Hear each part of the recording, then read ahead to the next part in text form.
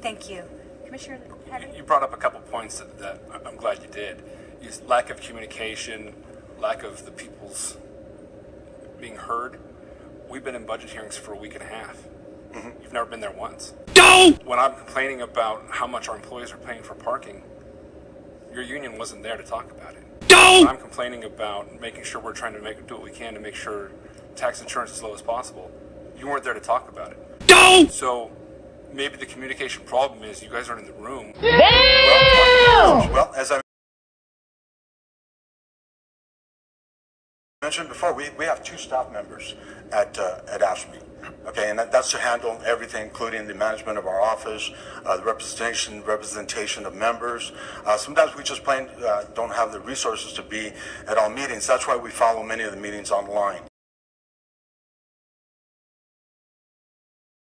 And certainly there has been a lack of participation, of involvement, but that's one of the things that we're working on at our union. You may not be aware of the history of our local, but there have been times in the not that distant history when it has been very difficult to even keep the union going.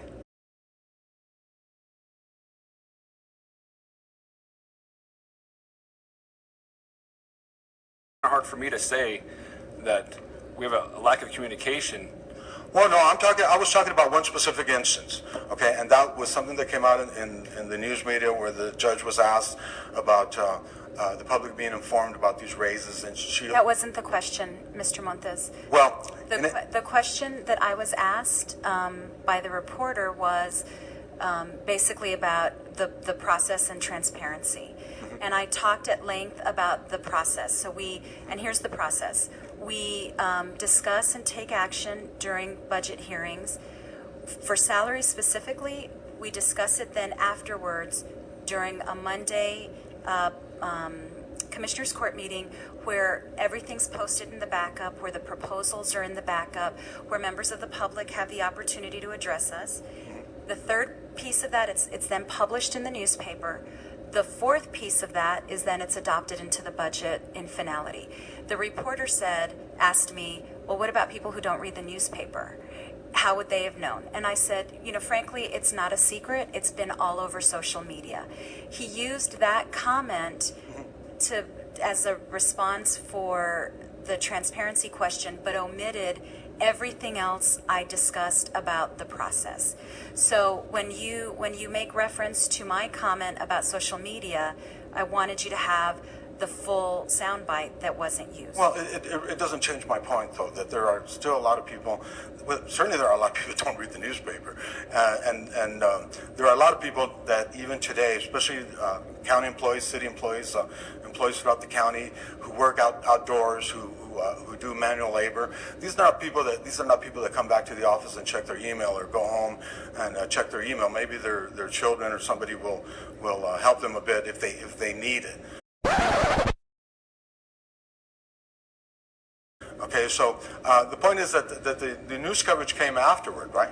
There was not a lot of news coverage beforehand that this is what's going to be what the commissioners are considering, even despite the process. There's been multiple meetings on this, and there's been, as you said, there's no oversight over us. There's always a camera in the room usually when that's happening. Well, I mean, you can fault the public all you want for not. I'm not faulting the public. I believe you're saying a lack of communication. I don't feel that was done. Well, and I'm sorry, but well, maybe we should be talking about the news media not covering this more extensively. I don't know. But the point is, we're getting paid to have the employees back. Should have been in the room as well. Damn! Officials, employees, but I mean, since you represent the public employees, county, state, and municipal employees, is there somewhere where El Paso County is lagging behind? I mean, are we lagging behind, let's say, other entities such as the city or? Well, I wouldn't want to just answer off the top of my head. I would have to look into, study it a bit. But I mean, that's who you represent. I mean, that's the constituency you represent is the membership of AFSCME. Mm-hmm. So, I mean, is there anything it is that the county is not doing to or are we lagging behind in any way in terms of other entities here countywide? Oh, I see what with you're saying. respect to your membership. Oh, I see what you're saying. I'm sorry, I did not understand the question initially. Actually, we feel that lately we're making some progress.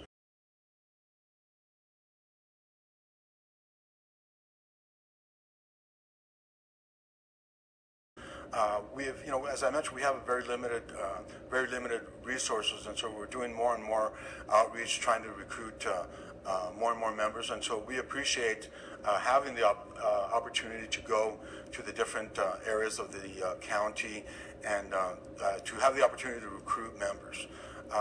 As far as a specific thing that the county could do differently, again, I don't want to speak without taking the question to our executive board and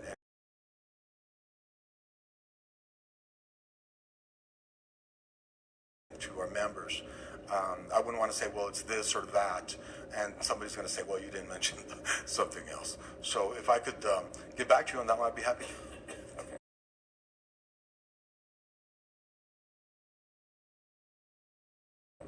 So your executive board, I guess, specifically addressed you to come here to Absolutely. to address the issue with elected official salaries, not necessarily employees.